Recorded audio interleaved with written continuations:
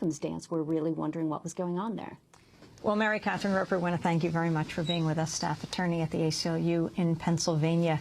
As we move on to our last segment now, to shed some light and a little heat on an issue that's been going on for quite a number of years. Juan?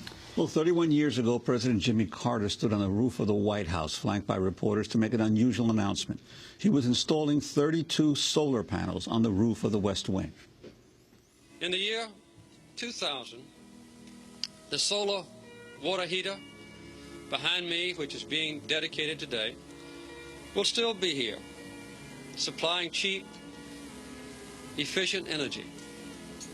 A generation from now, this solar heater can either be a curiosity, a museum piece, an example of a road not taken, or it can be just a small part of one of the greatest and most exciting adventures ever undertaken by the American people. The solar panels were used to heat water in the White House and were a symbol of President Carter's new solar strategy.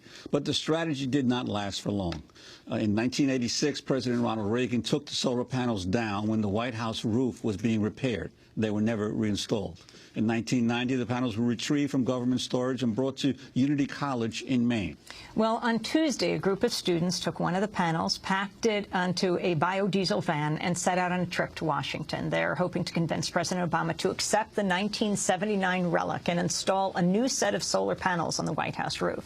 The students were joined by renowned author and environmental activist Bill McKibben. The van has just arrived in New York, and the group is joining us now in the studio. Bill McKibben is with us, author, activist, founder of 350.org. And Jean Altomer is a senior wildlife major at Unity College in Maine. And the solar panel is also here in the studio with us, along with other Unity College students. We welcome you all to Democracy Now! Jean, why don't you shed some light on the subject? What are you doing? Well, we've seen these panels on the roof of the cafeteria our entire time at the college, and they've just been there. We completely forgot the story they had. So we're remembering the story, and we're bringing them back to the White House, trying to garner support for a new system of photovoltaics on the roof. Did you have much difficulty getting the college to allow you to take one down?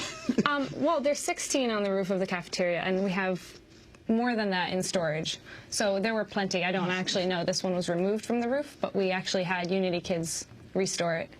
So, Bill McKibben, talk about what Carter did, what Reagan did, and what you're hoping Obama will do. The tragedy of this thing is that we knew 31 years ago how to do this stuff, okay? This panel still works fine. We made hot water with it in an hour on the streets of Boston yesterday. It was coming out steaming. We knew how to do this 31 years ago. We abandoned it. Now we're hoping, frankly, I mean, given the choice, we'd rather have strong climate legislation, but that's not in the cards right at the moment. It would be a very good symbolic gesture to say, we're picking up where we left off 31 years ago. At the most visible piece of real estate in the United States, we're going to make it clear that we're committed to renewable energy. And, of course, the irony of Jimmy Carter starting this so long ago and all the other presidents basically paying lip service to the issue of solar energy. Talk about irony. You know where one of these other panels is? It's in the private museum of the Chinese entrepreneur who's built the world's largest solar thermal company on Earth, Hemin Solar. They've installed 60 million arrays like this across China. When hundreds of millions of Chinese take a shower in the evening, it's with hot water that's been made on the roof. We owned this industry 30 years ago. Now we're not even a player. It's time to get back to it, in part because if you're looking for jobs, which theoretically we all are right now, it's pretty hard to think of anything that's going to create more than putting solar panels on roofs across America. One of the things President Obama has been slammed on by various people in the media is he got distracted from the economy by talking about issues like cap and trade and environmental legislation. He's been distracted by a lot of things, and it's been, I mean, who would want his job? It's hard. One of the things that we're sort of trying to do is offer them a little happy news, Remember when Michelle put the garden in the White House lawn? It was a moment of good feeling, And it spiked seed sales around the country 30% the next year. The good thing about this is you don't, I mean, the Republicans can't filibuster the roof, you know. You don't need 60 votes to put this thing up. All you need to do is get up there with a, we've found the plumbers and electricians, the union guys who want to do this. There are companies across America who, led by a group called Sungevity in California, that are eager to donate the panels. It'll be a win-win for the taxpayers because we won't be having to buy electricity to heat the president's shower anymore. All to the good. Are there any signals from the White House? We're headed down there today, and we've been talking with them. I don't think they're going to say, we're putting the panels on the roof. We hope that they'll say, we're going to take a good, hard look at it. Let's hope.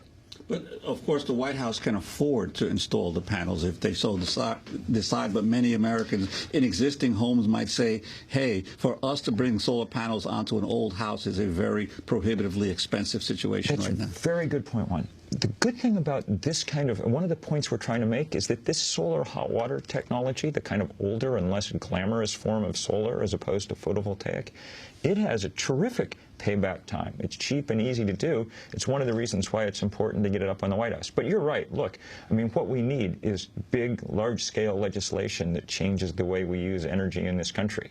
My guess is we're not going to get it for the next couple of years. We failed this year. The climate bill died in the Senate. They preserved their perfect 20-year bipartisan record of accomplishing nothing. We got to get moving somehow. This is one small way. What's happening leading into Cancun? We're almost a year now after the Copenhagen Climate Summit that the U.S. led in failure, unfortunately. I'm afraid that Cancun is going to be tough also. Without some leadership from the U.S. Congress, it's an awful lot to ask the other countries of the world to do very much.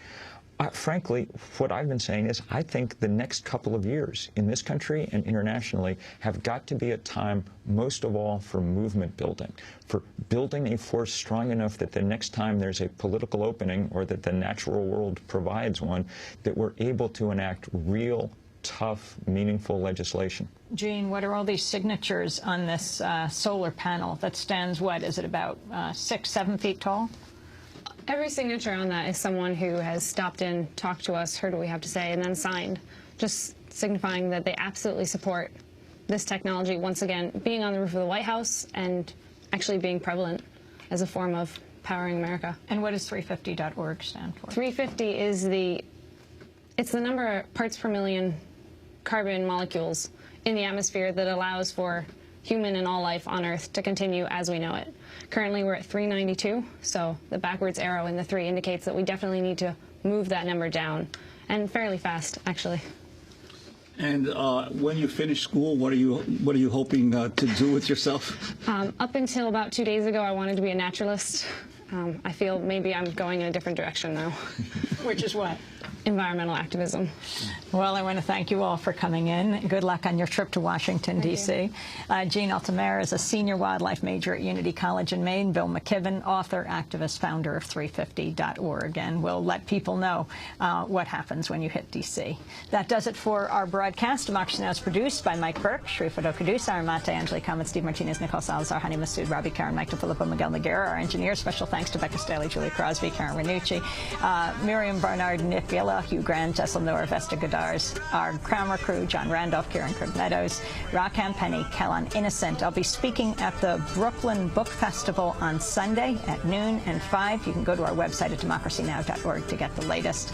I'm Amy Goodman with Juan Gonzalez. Thanks so much for joining us.